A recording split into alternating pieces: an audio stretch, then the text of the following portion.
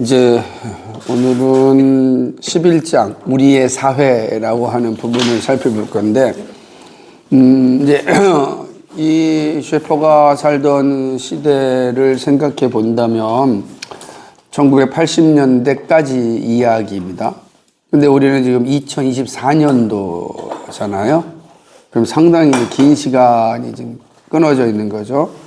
그런데 우리가 읽다 보면 우리 시대와도 크게 갭이 없는 것처럼 느껴지잖아요. 그죠? 그 이유는 무엇이냐면 여전히 현대사회가 진행 중에 있고 오히려 더 확장되고 있기 때문에 그렇습니다.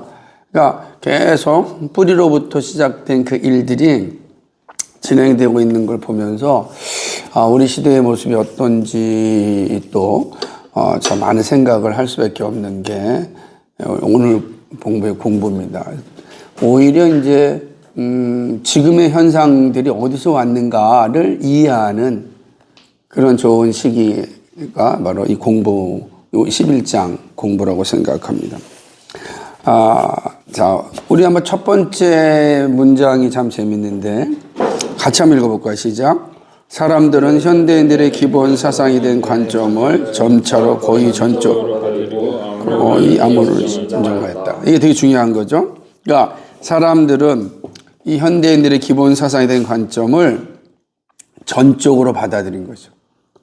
아무런 이의가 없이 이제 인정하게 되는 겁니다.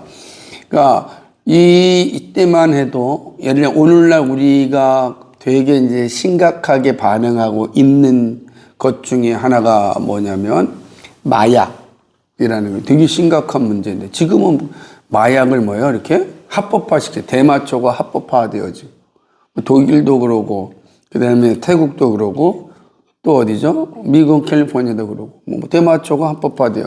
마치 그래서 대마초의 마약에 의하여서 좀비같이 살아가고 있는 모습들이 널려 있음에도 불구하고 그거를 법으로 제지하지 않는 아주 기괴한 사회를 보잖아요. 가끔은 TV를 보게 되면은 그냥 막 마약에 쩔어가지고 길거리를 방황하고 있는 사람들의 모습이 미국이라는 그 현실에서 아주 극명하게 나타나고 있음에도 불구하고 금하지 않잖아요.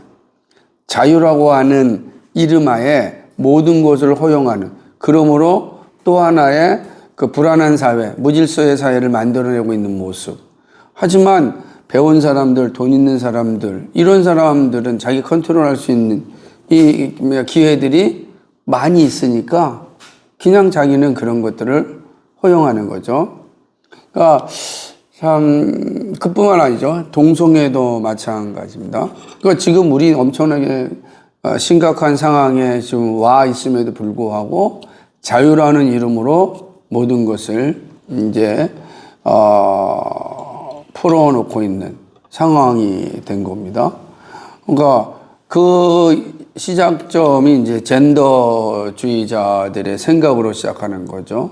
내가 생각하는 것이 나의 성이 되다 보니까 결국은 남성의 몸으로 그냥 여탕을 들어가도 전혀 문제가 생기지 않는 거예요. 난 여성이다라고 하는 거죠. 그러니까 육체적이고 물리적인 것은 중요하지 않다라고 생각하는 이 끔찍한 일들이 사실은 이제 우리 사회 속에서 지금 전적으로 받아들여지고 있는, 그죠? 받아들여져 있어요. 재밌습니다.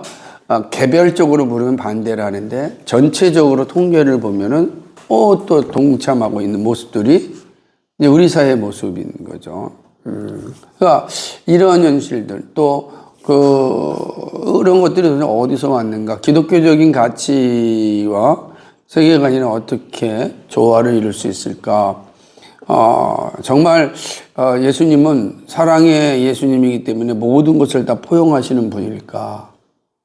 심각하게 고민을 해야 되잖아요. 근데 일부의 어떤 또 이 교육 목사들이나 또 성직자들은 예수님의 사랑이니까, 하나님 사랑이니까 사랑 안에서 모든 것을 다 포용할 수 있다. 사랑이 이긴다. 이런 이제 주장을 하는 겁니다. 근데 그게 성경의 주장인지 아니면은 이 시대의 사상을 받아들이고 혹은 이 시대의 사상에 점령당해서 그것을 이야기하는지, 그러니까 성경을 이용하여서 이 시대의 사상을 말하는 것인지, 이거 잘 분별할 수 있어야 됩니다. 이게 되게 어려운 시대가 우리가 살고 있는 시대죠.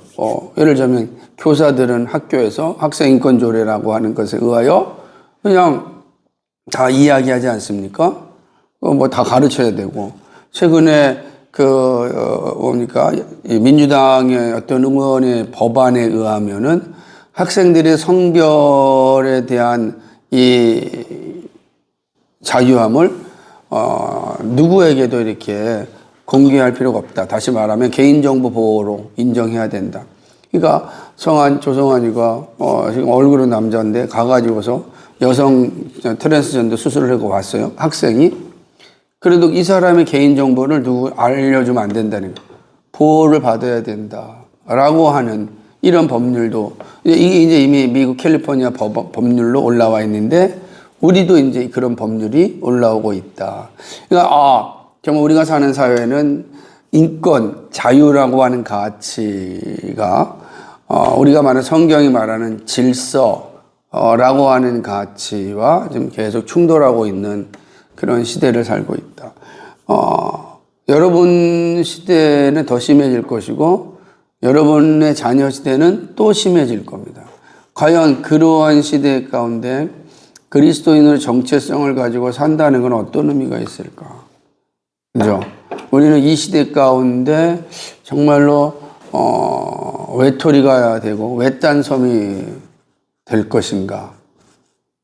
아니면 우리는 우리의 정체성을 다 포기하고 이 시대 가운데 하나님의 사랑이라고 하는 그런 관점으로 있을 것인가? 청년들이 떠나는 이유 중에 하나가 이렇게 고리타분한 생각을 교회가 가지고 있으니까 떠난다라고 이야기하는 그런 많은 분석가들의 이야기에 우리가 동조하면서 교회 청년들을 또 교회 불러오기 위해서, 혹은 또 교회를 유지하기 위하여서 성경이 말하는 가치를 타협하거나 포기해야 될 것인가? 그렇지 않겠어요? 여러분 생각해 보세요. 교회 사람이 모이지 않는다고 한다면 교회의 의미가 어떤 것이 될까? 그럼 교회 모이기 위하여서 다 소용한다면 또 그런 교회는 어떤 모습일까? 아주 되게 어려운 상황에 우리가 처해 있는 게 이제 분명하지 않습니까? 이런 생각들을 오늘 우리가 해야 된다는 것, 도대체 어디서부터 이런 생각들이 흘러왔는지를 쭉 공부해 왔습니다. 그래서 지금 중세 이후로부터 계속해서 사상의 변천이 흘러오고 성경이 이제 같이 평가절하되면서 지금 흘러온 시대의 모습 가운데 드디어 현대에 오게 되었다. 그리고 현대에 오기 전에 가장 확실하게 이 사상을 나르던 것이 철학이고 미술이고 음악이고 문학이었고, 이제 마지막으로 신학이 바뀌면 끝나는 거예요. 사회는. 근데 이런 사회까지 우리가 지금 오게 됐다라고 하는 겁니다. 그래서 이러한 시대의 흐름을 잘 이해하는 것이 우리가 마주한 세상 속에서 어떻게 결정할 것인가를 이게 결론이 나기 때문입니다. 그래서 어떻게 결정할 것인가 다 이제 각자가 판단해야 되잖아요. 그러려면 우리가 적어도 바른 이해를 가지고 있어야 된다. 그래서 우리가 이런 공부하고 또 주일과 주중에서 끊임없이 하나님의 말씀을 듣고 이런 것을 통해서 적어도 여러분만이라도 성경이 말하는 바른 분별력 위해서 결정할 수 있는 그런 하나님의 사람이 됐으면 좋겠다는 게 사실 이 공부를 하는 이유이기도 합니다. 이제 대다수 사람들은 아주 이제 두 가지 아주 빈약한 가치를 이제 현대인들이 받아들이게 됩니다. 그게 개인적인 평안과 풍요입니다. 그러니까 이제 현대인들이 이런 중요한 기독교적인 가치를 포기하게 되자 사람들은 가치 없이 살 수는 없잖아요. 그러니까 가치를 이제 설정해야 되는 거예요. 내가 살아야 될 삶의 가치를 설정해야 돼요. 내가 공부해야 될 이유를 설정해야 돼요. 이 다 가치를 설정해야 되는데, 기존에 이제 가치는 뭐냐면 하나님의 사람으로서 하나님의 대리인으로서 이 서구 사상이니까 우리가 이 땅 가운데 어떻게 살아야 될 것인지를 고민하는 가치였다고. 그러니까 기독교적인 가치에서는 뭐냐면 하나님을 영화롭게 하는 것이 사실은 가치였고, 그리고 이제 르네상스 이후에 서구 사상의 가치는 개인의 자유가 이제 중요한 가치였어요. 하지만 이런 개인의 자유라고 하는 것이 사실은 무의미하게 되는 상황들이 우리가 일종의 봤던 인상주의라든지 또 영화를 통해서 봤듯이 인간이 점점 사라진, 인간의 존재성이 사라지게 됐고, 남는 것은 아무것도 없는, 그죠? 공허하죠. 들판만 남는 그 블루업이라고 하는 영화에서도 보이는 인간이 사라지고, 인간이 사라져 버렸어요. 그러니까 이제 인간이라고 하는 고유한 가치, 인간이 추구했던 이 이성의 어떤 그 영광 혹은 자유, 뭐 이런 것들은 더 이상 현대에 와서는 사라지게 되는 거죠. 이게 인간 자체가 사라지니까 그런 다른 인간이 추구했던 가치도 사라지게 되는. 그럼 어떻게 살아야 될까? 이제 현대에 와서, 이게 1960년대인데 이때 와서 가졌던 일반적인 사람들은 이제 셰퍼는 분석하기를 개인적인 평안과 풍요라고 하는 이것으로 이제 자신의 가치를 삼게 됐다 얘기합니다. 개인적인 평안이라, 잘 됩니다.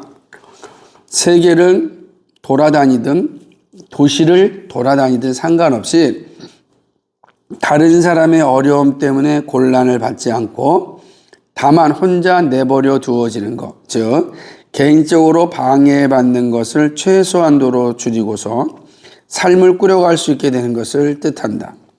개인적 평안은 내 개인의 생활 양식이 내 아이들과 손자들의 인생에서 어떤 결과가 일어나는지 상관없이 방해받지 않고 영이 될 수 있기를 바라는 것이다.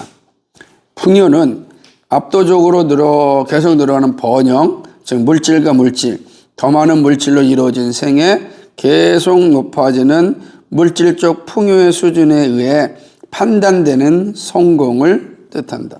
그러니까 이게 되게 중요합니다. 그러니까 개인적인 평안과 풍요라고 하는 가치가 이제 사람들의 중요한 가치가 된 거예요.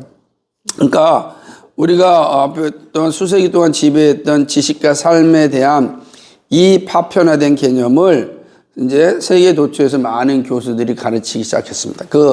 이제 말씀드렸던 것처럼 리체의 이 초월자, 그 다음에 신은 죽었다, 사신신학 같은, 그리고 인간의 도덕성 자체의 몰락, 이런 것들을 가르치고, 그런 것들이 각 대학에서 프랑크푸르트 학파라고 하는 반철학학자들에 의하여서, 그리고 포스트 모던 철학들이 이제 막 젊은 세대에게 계속해서 이제 가르치기 시작한 겁니다. 그러니까 이 가르침은 이전 세대와 다른 가르침이죠.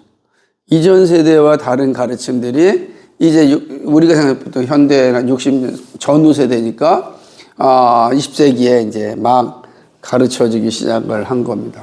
그러자 이제 이런 모습들은 되게 심각한 충돌들이 일게 되는 거죠. 60년대 초반에 학생들은 부모나 다른 사람들에게 교육받는 이유가 무엇이죠?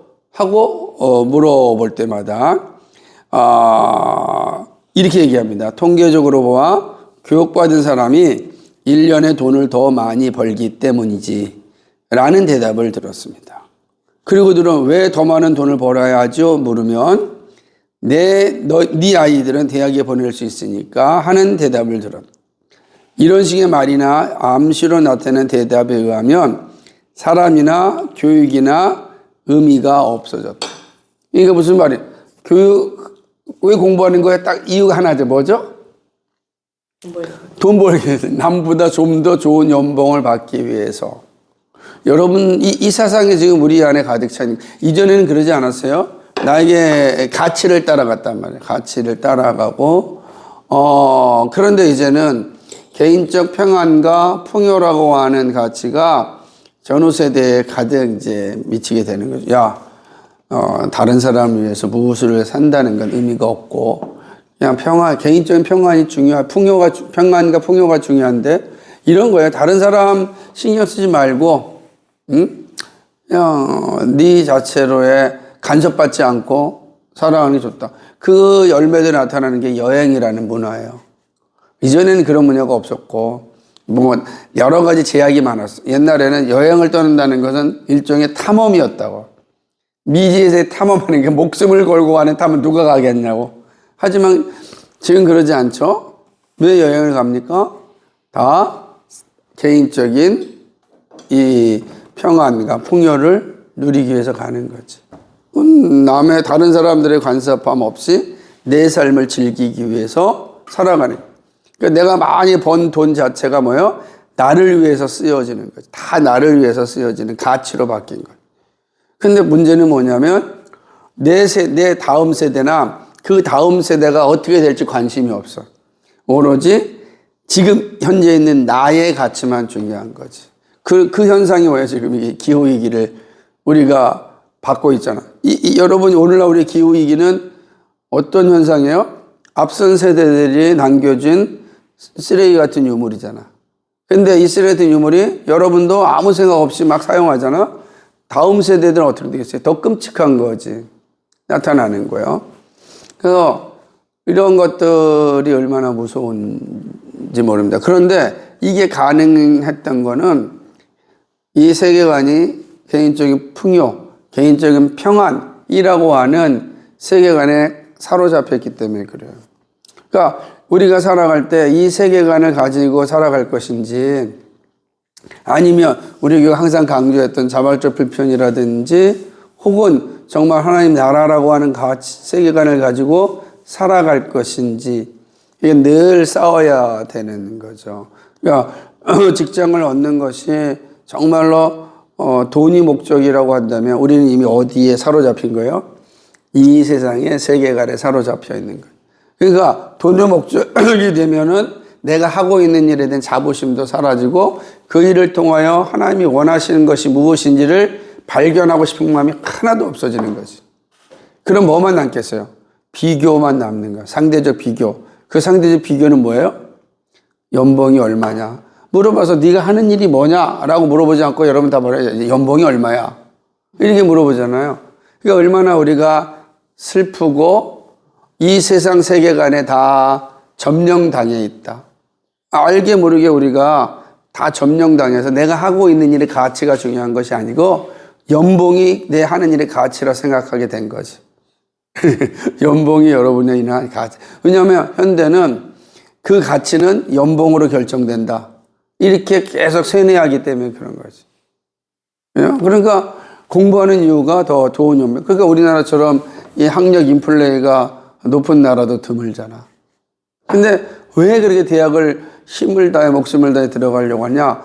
내가 가지고 있는 재능과 가치를 드러내기 하고 그걸 좀 더 공부해서 좀 더 많은 이들을 위하여 헌신하기 위하여 라고 하는 것이 아닌 더 좋은 연봉을 얻기 위해 간다. 그러니까 내가 하는 일의 확장을 위해서 우리는 공부해야 됩니다. 왜냐하면 그거는 젊은 이 전문가 세대이기도 하고 수없이 많은 지식의 축적을 휴지창처럼 버리면 안 되기 때문에 그래요.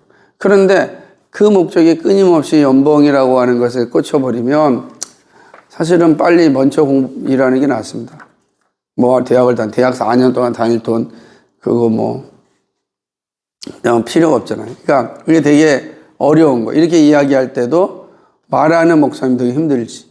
왜냐하면 현실이라고 하는 큰 벽 앞에 우리 모두 서 있으니까. 그래서 그러나 우리가 이런 생각을 할 수밖에 없는 그런 이 현상은 이러한 시대적인 세계관에 의하여서 우리가 점령당했기 때문이다. 이렇게 생각하는 거지. 그죠? 예를 들면 여기도 주식 하잖아요. 주식은 투기냐 투자냐라고 할 때 한때 정말 많이 논쟁이 되게 많이 됐어요. 근데 우리 시대에 와서는 개념이 또 많이 바뀌어버리고 만 겁니다. 그러니까 이런 것들도 그렇다고 한다면 성경이 말하는 이 세계관은 어떤 의미인가? 그죠? 고민을 해야 되는 거죠. 목사님도 옛날에 가졌던 생각과 최근에 공부하면서 바뀐 부분도 없지 않아 있어요. 그러나 원리는 안 바뀌었지만, 방법이 바뀔 수 있다는 생각을 많이 하게 되는 거죠. 어쨌든 그런 것들이 이제 이 60년대 초에 나타나는 생각이죠. 그러니까 여러분도 남들한테 방해받지 않고 편안하게 살고 싶잖아요. 그리고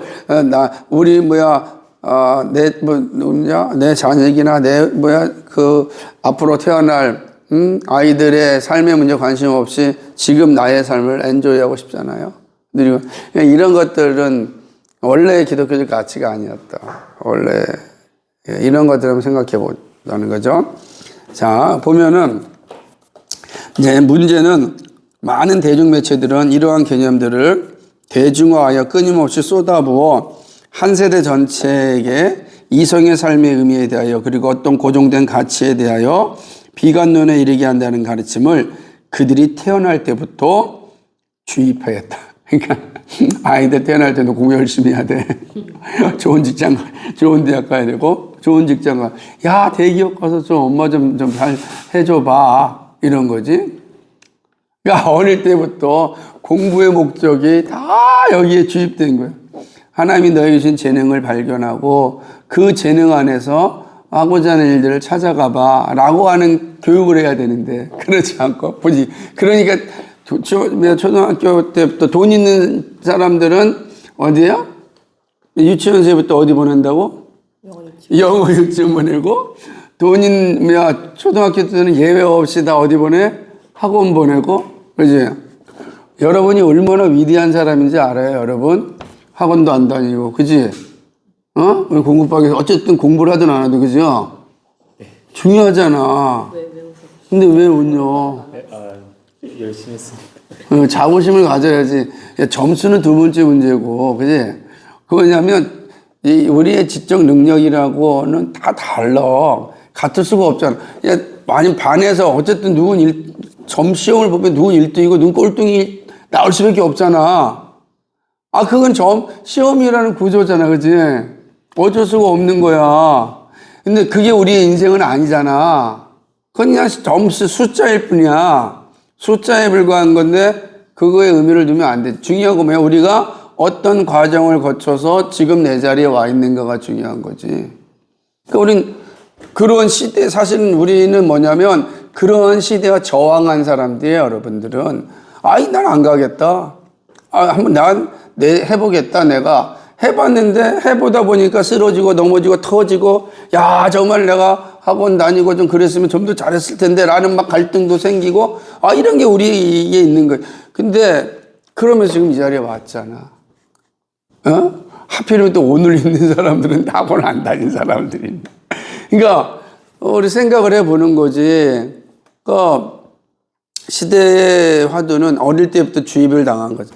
학원 가야 된다. 그럼 학원을 보내는 거 뭐냐면 부모가 사실은 자녀에 대한 교육에 대한 책임을 방기하는 거거든. 다 부모가 해야 될 부분들이 있는데 못하는 것도 많거든. 또 현실이 그러잖아.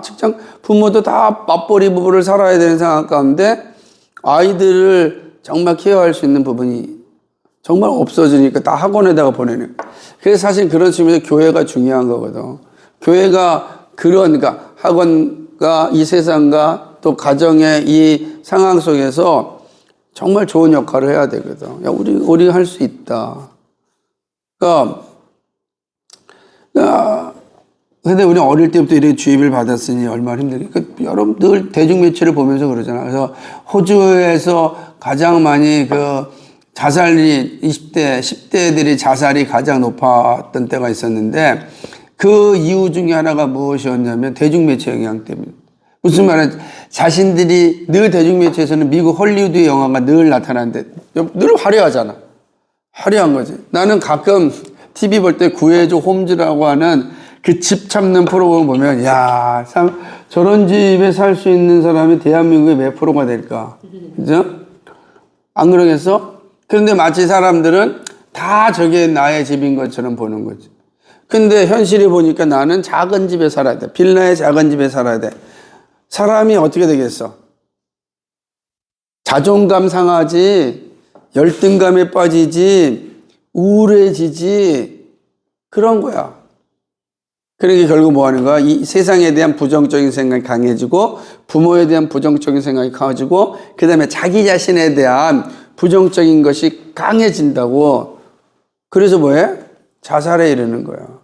그게 호주의 청소년들이 자살 원인을 분석한 호주 중앙병원 의사의 그 평가를 내가 읽어본 적이 있단 말이야. 우리는 안 그런가? 우리는 대표적인 게 뭐냐면 유행 따라 옷 사는 거 다 대중매체 영향이잖아. 그러니까 그런 영향들이 우리를 매우 지배하고 있거든. 그러니까 우리가 담대하고 세계관이 분명하면 그 지배에서 벗어나거든. 옷의 목적은 그게 아니거든. 그죠? 우리를 잘 가려주고 보호해주는 거, 이게 가장 1차적인 건데. 그런데 이 대중매체를 통해서 우리에게 끊임없이 주입을 했던 거지. 개인적 풍요와 평안이 최고의 가치다. 아니, 너희가 마음껏 여행 다닐 수 있고, 원하는데 언제든지 뭐 먹을 수 있으면 최고지. 야, 다른 사람이 어떻게 되든 무슨 상관이야. 네가 행복하면 되지. 어떻게 생각해? 그지? 근데 이런 생각을 계속 갖게 되면 이게 바로 세속적 세계관에 우리가 다 사로잡혀. 그러다 보면 이게 확장되면 뭐가 되겠어? 사람이 자기가 원하는 대로 사는 거, 성도 자기가 원하는 대로 하는 거지. 왜 다른 사람이 신경 써? 그러면 되는 거지. 다른 사람 신경 쓸 없이. 내가 뭐더러 여성 속에 있는 남성으로 살고 싶다는데 당신이 뭔데 그래? 이게 개인적인 평안과 풍요라고 하는 가치가 확장되어지면 이제 이렇게. 그리고 이런 것들이 그냥 스며들고 있고 사람들이 자기도 그렇게 살았으니까 그렇게 사는 사람들의 생각을 다 받아들이고 있다고. 이해가 돼? 그러니까 그렇게 살았기 때문에 이런 어떤 오늘날의 이 인권이라는 이름으로 나타나는 모든 행위들을 다 수용하는 거거든. 되게 이제 어려운 모습이죠. 그렇다니까. 자, 보면 재밌습니다. 마찬가지로 대학인들은 자신을 대학이라는 더 큰 컴퓨터에 의하여 조종되는 작은 컴퓨터로 보았고, 대학 컴퓨터는 다시 국가라는 더욱더 큰 컴퓨터에 의하여 조종된다고 보았다. 이렇게 되는 거예요. 그러니까 이전에 이 서구 같은 거는 기독교적인 정신에 의하여서 사회와 또 가정과 개인이 지배를 받고 움직였다고 한다면, 우리 시대에 와서는 이제 그러지 않고 국가에 의하여, 대학에 의하여 주도적으로 움직여지는 거지. 국가의 정책이. 그래 되는 거야. 국가가 법으로 정해가지고 이제는 오늘부터는 다 모든 사람의 성을 없애버리겠습니다. 이게 이제 예를 들어 우리 뭐 차별금지법이라든지 평등법이라든지 뭐 이런 법들이 국가로부터 집행되어지고 대학이 그거를 나르고 대학에서 배웠던 학생들이 그거를 수혈받고 수혈받은 사람들이 지도자가 되어가지고 다시금 다음 세대로 교사는 학생들에게 다 이렇게 영역에 내려가게 되면 어느 순간 이 피라미드 형태의 모든 것들이 하나가 되어지는 상황이 오는 거지. 누구 하나 저항하지 못하는 민주주의 사회에서 결정된 것은 순종해야 된다라고 하는. 그러나 우리는 그렇지 않거든. 시민 불복지 운동이라는 게 있지만 우린 그런 걸 잘 사용하지 못하는 그런 모습들이 되어 있다라고 하는 거지. 그래서 원래는 기독교적 틀 안에서 가졌던 노동이라고 하는 고귀한 가치가 이제는 다 파괴되고 마른 거죠. 원래 노동은 하나님 나라를 세우는 일 아니겠어요? 그런데 이 노동의 가치도 다 무너지고 마른 거죠. 그게 분명히 돼 있다. 노동은 그 자체가 목적이 되어버려 노동할 아무런 이유도 없고 자신의 노동의 결과가 어떠해야 한다는 것을 결정할 아무런 가치도 없게 된다. 그러니까 노동의 가치가 사라진 것이죠. 우리는 하나님의 나라와 그 영광을 위하여 노동이라고는 거룩한 선물을 받았거든. 우리는 타락하기 이전에 이미 노동하였잖아. 그죠? 노동은 타락의 산물이 아니라 노동은 창조의 산물이야. 우리는 창조주 하나님께서 사람을 창조하셨을 때 노동하는 존재로 창조하셨어. 그래서 아담과 하와가 어땠어요? 에덴 동산을 열심히 가꿨잖아. 예, 창세기 2장 15절에 있는 것처럼 열심히 가꿨다고. 다스리며 지키게 하였더라. 경작하고 보존하는 일들을 하였고, 아담은 아침부터 열심히 일어나서 각 동식물들의 이름을 지어줬단 말이에요. 노동이야. 노동은 그 자체가 순수하고 아름답고 복된 것인데, 그러나 이 노동에서 이 현대에 와서는 이런 기독교적 기반이 사라지자 노동은 뭐야? 기계가 되는 거지. 노동 자체가 그냥 살기 위하여 쓰는 거. 돈만 있으면 노동을 안 하고 싶은 거지. 돈만 있으면 그냥 평양과 풍요를 누리고 싶지. 안 그래? 만약에 조성환 형제가 진짜 매달 한 10억씩 딱딱 통장에 꽂힌다 그러면 이렇게 아침 일찍 나가서 일하고 싶은 마음 생기겠냐고. 그지? 안 생기지. 그럼 10억 갖고 뭐 하겠어? 하고 싶었던 것도 해봤자야. 그지? 하고 싶었던 거 안 할 거야 아마. 10억 꽂히는데 하고 싶은 거 하려면 힘을 써야 되잖아. 그러니까 땀 흘리고 싶겠냐고. 다 시키는 거지. 하고 싶은 것도 시키는 거지. 인간은 그렇게 되는 거예요. 그래서 대표적으로 우리가 예를 들자면 로또 해가지고 그래서 로또를 해서 그 당첨이 되면 몇백억씩 다른 사람들이 나중에 기사를 보게 되면은 폐가망신 당했다. 무슨 뭐 자살했다.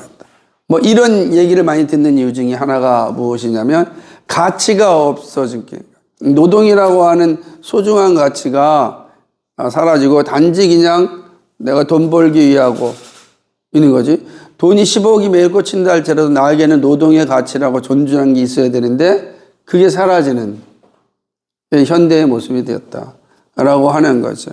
그러면 노동의 가치가 사라졌을 때 나타나는 일들은 어떤 일일까? 공부해야 될 이유, 일할 이유가 사라졌을 때 세상은 어떻게 될까? 그건 2부에서 보도록 하겠습니다.